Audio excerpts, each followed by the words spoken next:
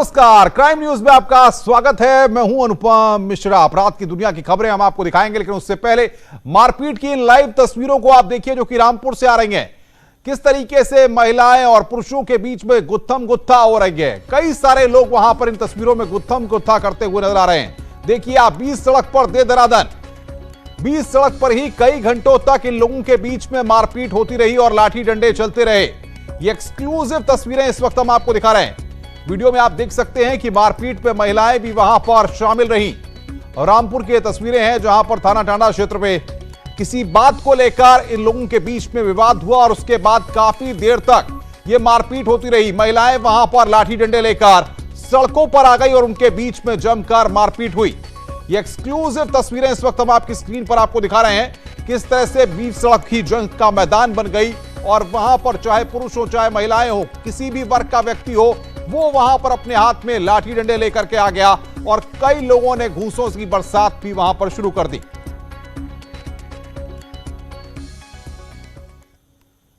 और अब बात करते हैं 7 शहर 8 कत्ल की। प्रतापगढ़ में जमीनी विवाद में पिता पुत्र की हत्या।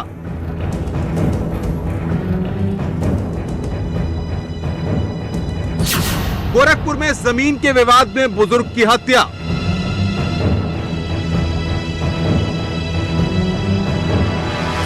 कानपुर देहात में पेड़ से लटका मिला शव।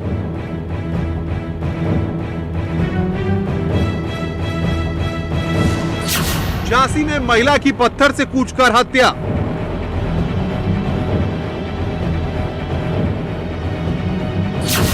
बलरामपुर में चाकू से गोदकर युवक की हत्या।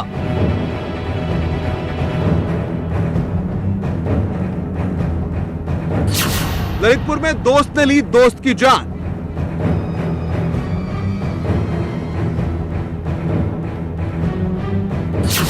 गोंडा में छेड़छाड़ का विरोध करने पर युवक की हत्या।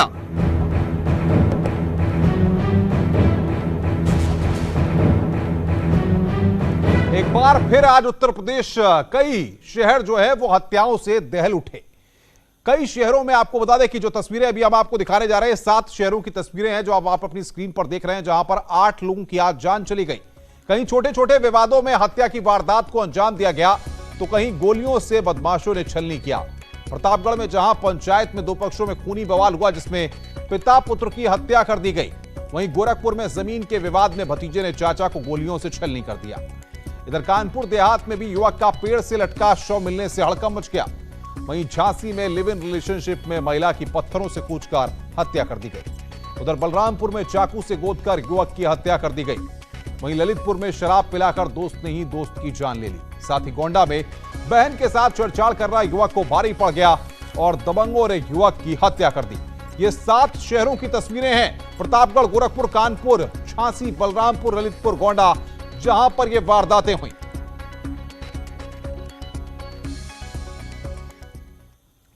और आइए अब आपको प्रतापगढ़ की खबर के बारे में बताते हैं। प्रतापगढ़ में जमीन के विवाद में 2 लोगों की हत्या से सनसनी फैल गई। दरअसल रानीगंज के शेखुपुर गांव में जमीन के विवाद को लेकर 2 पक्ष आमने सामने आ गए और दोनों पक्षों के बीच में पहले पंचायत हुई। इसी दौरान दोनों पक्ष आमने सामने आए और लाठी डंडे की बरसात शुरू हो गई। धारदार हथियार लेकर दूसरे पक्ष ने इन लोगों पर हमला कर दिया, जिसमें पिता पुत्र की जान चली गई। वहीं दूसरे पक्ष के 3 लोग घायल हो गए।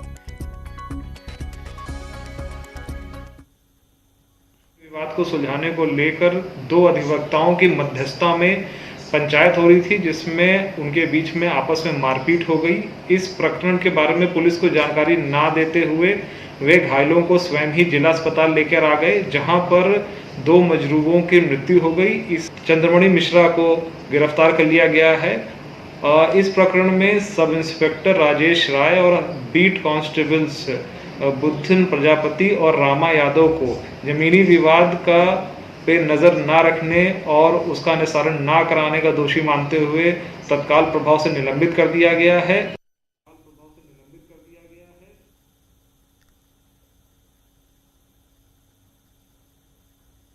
झांसी के कृष्णानगर में एक महिला की पत्थरों से कूचकर हत्या करने का मामला सामने आया है। उसका खून से लथपथ शव मिलने से हड़कंप मच गया। वहीं पुलिस अब इस मामले की जांच पड़ताल में जुट गई है। पुलिस के मुताबिक महिला कुछ समय से लिव इन रिलेशनशिप में रह रही थी। महिला मूल रूप से जालौन की रहने वाली है। बताया जा रहा है कि बीती रात को उसका अपने प्रेमी के साथ झगड़ा हुआ था, जिसके बाद उसने पत्थर से हमला कर दिया था।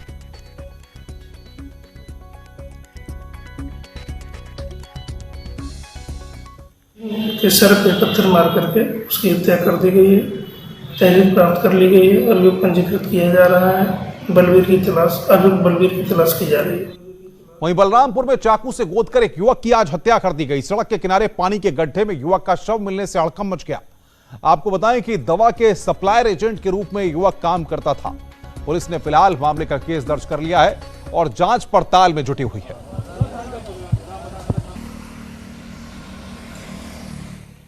ललितपुर में एक युवक की गोली मारकर हत्या कर दी गई। परिवार वालों का आरोप है कि दोस्त ने ही दोस्त की शराब के नशे में गोली मारकर हत्या की वारदात को अंजाम दिया। घटना के बाद से आरोपी फरार है। पुलिस उसकी तलाश में जुटी हुई है।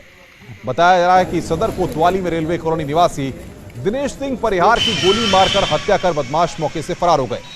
आरोप है कि शराब के नशे में धुत भूरे यादव नाम के युवक ने गोली चलाई। आरोपी और मृतक आपस में दोस्त बताए जा रहे हैं। बहरहाल घटना के बाद से इलाके में सनसनी फैल गई है और पुलिस ने मृतक के शव को कब्जे में लेकर पोस्टमार्टम के लिए भिजवा दिया है।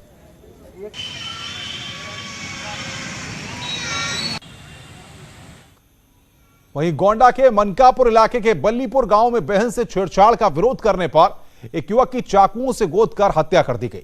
इस वारदात के बाद गांव वालों ने सड़क को जाम कर दिया और पुलिस और प्रशासन के खिलाफ जमकर नारेबाजी की। हत्यारों के खिलाफ कार्रवाई की मांग की गई। बहन के साथ छेड़छाड़ का विरोध करना भाई को भारी पड़ गया।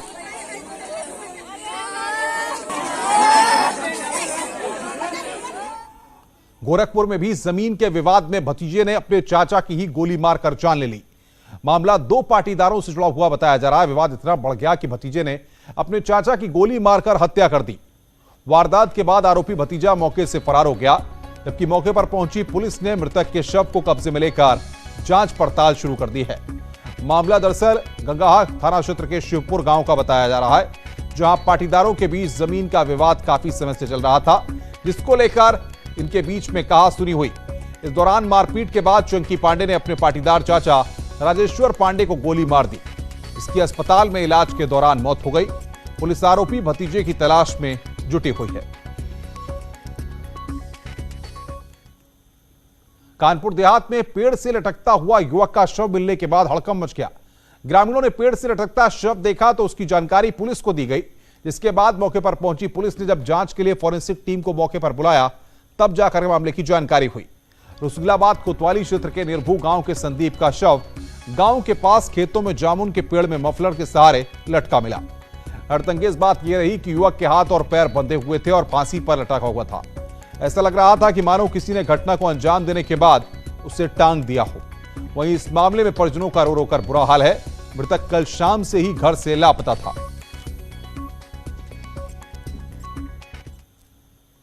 लखीमपुर खीरी में नाबालिग लड़की की निर्मम हत्या के मामले में पुलिस ने 2 लोगों को गिरफ्तार कर लिया है। पोस्टमार्टम रिपोर्ट में बलात्कार के बाद हत्या की पुष्टि हुई।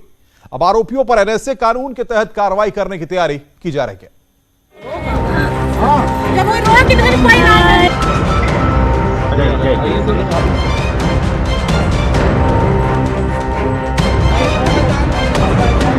स्वतंत्रता दिवस की पूर्व संध्या पर लखीमपुर खीरी की जघन्य वारदात से लोग सकते में हैं। ईसानगर के पकरिया गांव में 14 अगस्त की शाम बाहर शौच करने गई 13 साल की नाबालिग लड़की को दरिंदों ने नोच नोच कर मार डाला। यही नहीं, हैवानों ने मासूम लड़की के साथ पहले रेप किया, फिर उसकी आंखें फोड़ी और उसके बाद गला दबाकर हत्या कर दी। ढूंढे पर ढूंढर गए, गन्ना के गन्ने में पड़ी मिली हमको और उसके आँखी थोड़ी मिली और जबान काटी और नट्टी में दुपट्टा से बांधी नट्टी हुई। परिवार वालों ने गांव के ही 2 युवकों के खिलाफ शिकायत की है। इसके बाद पुलिस ने दोनों शातिरों को गिरफ्तार कर लिया है। रामावती नाम की लड़की थी जो कि ग्राम पकरिया की रहने वाली थी। कल ये दोपहर में 1 बजे के लगभग शौच के लिए निकली थी। वापस नहीं आई तो इनके परिवार वालों ने पुलिस को सूचना दी। पुलिस साथ में गई तो इनका शव गन्ने के खेत में पाया गया। इसमें पुलिस ने घर वालों की तहरीर के आधार पर धारा 301, 201 आईपीसी के तहत मुकदमा दर्ज कर लिया है। इसमें 2 अभियुक्तों संतोष यादव पुत्र मदनलाल, संजय गौतम पुत्र रामजीवन, दोनों गांव पकरिया के ही रहने वाले हैं। दोनों को अरेस्ट कर लिया गया है और वो जेल भेज दिया गया। पोस्टमार्टम रिपोर्ट में रेप के बाद जघन्य हत्या की वारदात को देखते हुए पुलिस ने एनएसए और रेप के बाद हत्या की धाराओं के तहत केस दर्ज कर कार्रवाई शुरू कर दी है। लखीमपुर खीरी से मनोज शर्मा की रिपोर्ट। इधर लखीमपुर खीरी में 13 साल की नाबालिग से रेप के बाद हत्या के मामले पर सियासत तेज हो गई है। समाजवादी पार्टी के अध्यक्ष अखिलेश यादव ने कानून व्यवस्था पर सवाल उठाते हुए ट्वीट किया और उत्तर प्रदेश के लखीमपुर खीरी में एक बेबस किशोरी से दुष्कर्म के बाद निर्मम हत्या इंसानियत को झकझोर देने वाली है, ये उन्होंने अपने ट्वीट में लिखा। बीजेपी काल में उत्तर प्रदेश की बच्चियों और नारियों का उत्पीड़न चरम पर है। बलात्कार, अपहरण, अपराध और हत्याओं के मामले में बीजेपी सरकार प्रश्नकारी क्यों बन रही है? अखिलेश यादव ने यह ट्वीट करके सरकार पर निशाना साधा जिस तरीके से लखीमपुर खीरी में घटना सामने आई।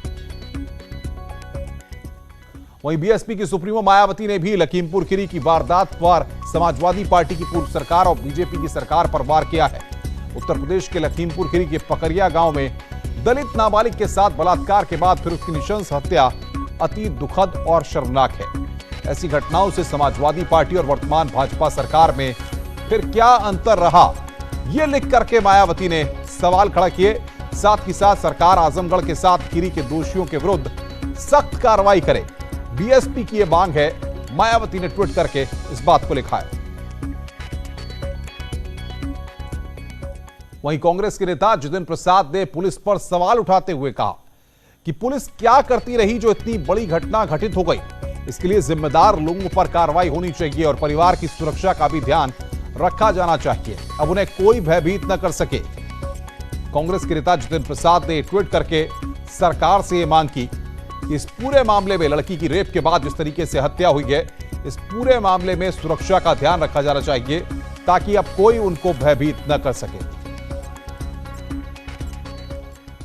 लॉकडाउन के दौरान भी पार्टियां जारी हैं। जी हां, मेरठ में कुछ ऐसा ही मामला सामने आया जहां पर लॉकडाउन के दौरान शराब पार्टी हो रही थी और ऐसे कई लड़कों को मेरठ पुलिस ने गिरफ्तार किया है। सोशल डिस्टेंसिंग और नियम कानूनों को ताक पर रखकर ये लोग मेरठ के एक रेस्टोरेंट में बाकायदा महफिल जमाए बैठे थे। शराब पार्टी का आयोजन वहां पर हो रहा था। इतना ही नहीं, पार्टी के दौरान हुक्का बार भी वहां पर चल रहा था। इस मामले का खुलासा उस समय हुआ जब हिंदुवादी संगठनों को हुक्का बार में अवैध गतिविधियों का पता लगा तो पुलिस ने इन लोगों की निशानदेही पर वहां पर छापा मारा। पुलिस को मौके से 50 से ज्यादा लोग मिले और उन सभी लोगों को गिरफ्तार कर लिया गया है। मेरठ के थाना नौचंदी क्षेत्र के गढ़ रोड पर एक बिल्डिंग के दूसरे फ्लोर पर वहां पर पार्टी चल रही थी और ऐसे में जब पुलिस की टीम वहां पर पहुंची तो इन लोगों को पकड़ लिया गया। और अब बात करते हैं सुदीक्षा मामले की, जिसका बुलंदशहर की पुलिस ने आज खुलासा कर दिया। होनहार छात्रा सुदीक्षा भाटी की मौत के मामले का पुलिस ने खुलासा किया है। पुलिस के मुताबिक सुदीक्षा की मौत सड़क हादसे में हुई है। पुलिस ने छेड़छाड़ की घटना से इंकार किया है। बुलंदशहर के एसएसपी संतोष कुमार सिंह ने बाकायदा प्रेस कॉन्फ्रेंस कर मामले का खुलासा किया। साथ ही मैप और सीसीटीवी के जरिए घटना को बारीकी से समझाया भी। पुलिस के मुताबिक सुदीक्षा जिस बाइक पर बैठी थी, बुलेट उसके आगे चल रही थी। दोनों बाइकों के बीच में कुछ मिनट का गैप था। ये देखिए, ये मैप करके बुलंदशहर के पुलिस कप्तान ने समझाया कि किस तरीके से बुलेट काफी आगे चल रही थी और बाकायदा उसका वीडियो भी दिखाया। दोनों बाइक के बीच में 1 मिनट का गैप था। ये वो मैप है जो हम आपकी स्क्रीन पर दिखा रहे हैं। इसके जरिए वहां पर एसएसपी ने समझाया कि सुदीक्षा की गाड़ी और किस तरीके से बुलेट जो है वो काफी आगे चल रही थी और जो बातें कही जा रही थी। पेट्रोल पंप पर 3 मिनट तक इसने तेल लिया है और 8:29 पे बुलेट सवार लगभग 1 मिनट आगे लड़की से निकल गया है। घटनास्थल पर जो चश्मदीद थे अभी आपके सामने प्रस्तुत किए गए हेमंत शर्मा, जो सबसे पहले मौके पर पहुंचने वाले थे। इनका कहना है कि मैं 20 मीटर की दूरी पे अपनी मोटरसाइकिल से आ रहा था। एक बुग्गी आगे आगे चल रही थी। बुग्गी के पीछे अकस्मात एक ऑटो रिक्शा आके रुका।